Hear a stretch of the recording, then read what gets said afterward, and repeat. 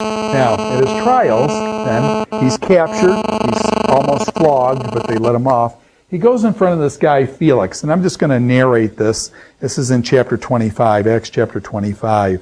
And basically what Felix does is, Felix has Paul come in, and there's basically... Felix wants to establish good relationships with the Jews, and Paul is hated by the Jews.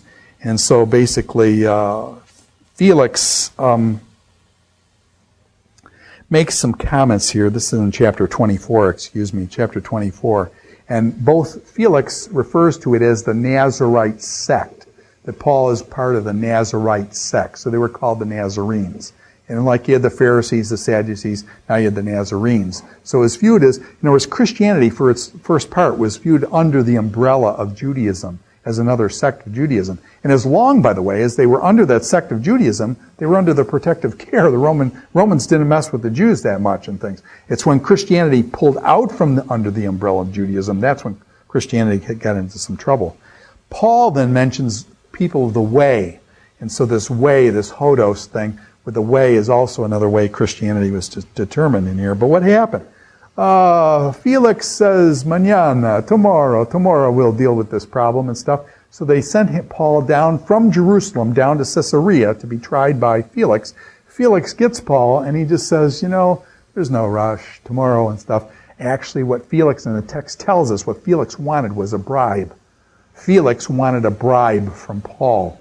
Why? Because Paul was apparently able to raise money in Greece and other places, and so Felix is trying to get a piece of this action. And so he wants a bribe from Paul. And so Paul sits in jail for 2 years under Felix down at Caesarea on the coast, just north of Tel Aviv or Jaffa. Okay, so Paul's in prison for 2 years. By the way, what do we remember happening? Who's with him?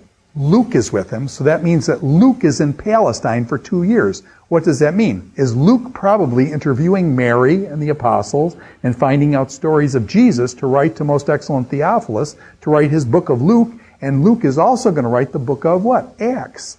And so this is the very story here with Felix Festus, and Paul has Luke with him, and Luke is writing the story of Acts, okay? Probably to Most Excellent Theophilus to help Paul with his court case when he goes to Rome. So anyways, Felix, bad guy, procrastinated 2 years, wanting a bribe out of Paul and stuff. Now what happens is Felix passes off the scene. Festus comes in as the next kind of governor thing. And Festus, because he's the new kid on the block, Festus wants to make good relations with the Jews. The Jews send down people from Jerusalem and they say, hey Festus, you want to be good with us? I'll tell you what, you bring Paul back up to Jerusalem. We as the Sanhedrin, as a Jewish judicial body, we are the ones that should try Paul. So bring Paul back to Jerusalem. But little did Festus know that the Jews were making a plot that on the way up to Jerusalem from Caesarea, which is right on the coastline, up to Jerusalem, the Jews were going to ambush him and basically kill Paul on the way there. So there would be no trial. Paul would be killed dead. Okay? So what Paul does is, Paul finds out about the trap. And so what Paul does is, he says, hey, I appeal to Caesar. And as a Roman citizen, he had the right to make an appeal to Caesar. And so he makes an appeal to Caesar, and now Festus has got a problem. The problem is, as a Roman citizen, he's got to send Paul to Caesar, but what's the problem? He has no charges. On what charges is he going to send him to Rome? So because there's no charges then, this is where the next guy gets into the picture. There's a guy named Agrippa, and Agrippa gets into the picture, and Agrippa is a guy who, and Festus and Agrippa are like becoming friends over this. And so Agrippa understands the way. He understands the Nazarenes. And so in chapter 26, you have this back and forth between Paul. So Paul motioned with his hands and began his defense. King Agrippa, I consider myself fortunate to stand before you today as I make my defense against all the accusations of the Jews, and especially so because you are so well acquainted with all Jewish customs. So Paul, he's coming before Agrippa, he flatters him and he says, hey, I've heard you know a lot about our customs and things like that. And then Paul says, I'm a Pharisee and I'm basically here because of the question of the resurrection and things like that. And so Agrippa goes, So he goes to Agrippa, and he actually gets a little aggressive. Paul gets a little aggressive with Agrippa, and he actually starts presenting the gospel to Agrippa. And notice what Festus does here. It's interesting. Festus and Agrippa are both there. Paul's, giving a speech before them. And at this point, Festus interrupted Paul's defense. And this is what Festus says. This is chapter 26, verse 24. "You are out of your mind, Paul," he shouted. "Your great learning is driving you insane." Your great learning is driving you insane. And some people say that about Gordon College and our students here, that their great learning is driving them insane.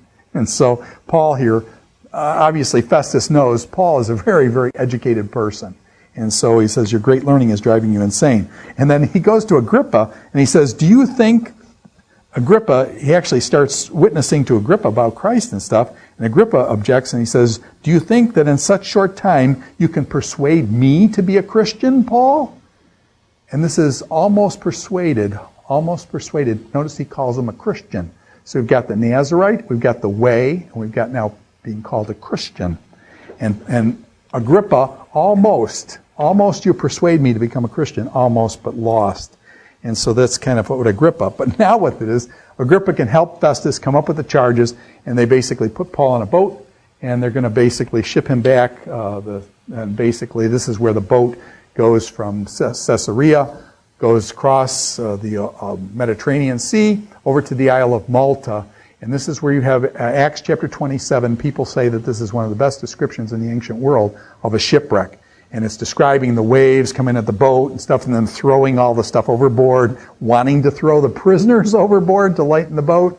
And Paul says, you do that, and there's big trouble here. And so Paul gives them some advice. They end up shipwrecking on this Isle of Malta, which is just below Sicily. I think I've got a picture here, and let me just describe what's going on. They get on the Isle of Malta, and it's really interesting. A snake comes and bites Paul's hand.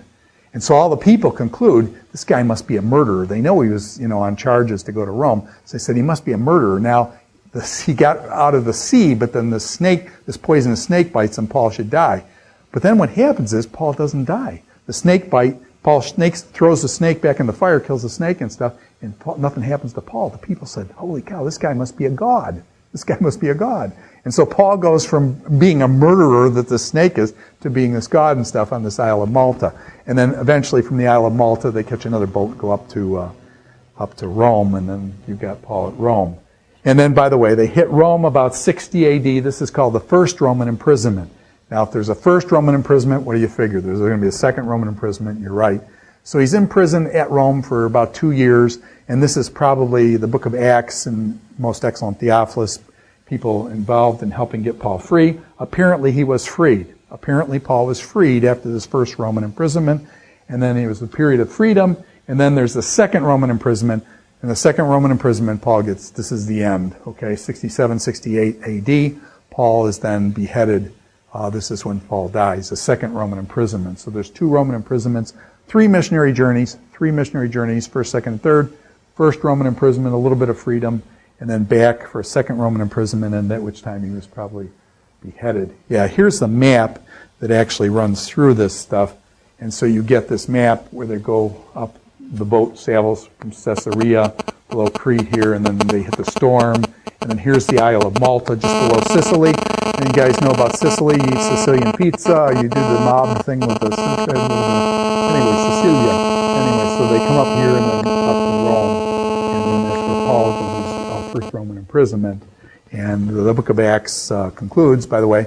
And what happens? Do we know the outcome of Paul's trial at the end of the book of Acts? And the answer is no. Paul is basically, we don't know the outcome of that. So the assumption is then that the book of Acts finishes before 64 AD, because we don't know the outcome of Paul's trial, and certainly we don't know that the temple, never mentioned that the temple was destroyed 70 AD. And those 2 silences tell us that, okay, the book of Acts is probably closed down before Paul's trial was actually, and my suggestion and others' suggestions have been that this book was written to Theophilus so that Theophilus could have wherewithal to help defend Paul. Most excellent Theophilus could throw his weight on Paul's side, and that would happen there. Now, I think we'll call it quits there when we pick up this next time, I'd like to kind of go through the books of Paul, and then I also, and when they were written, and also ask the question of how does history and theology interact? And we'll cover that next time as we kind of break our way into the book of Romans. Thank you.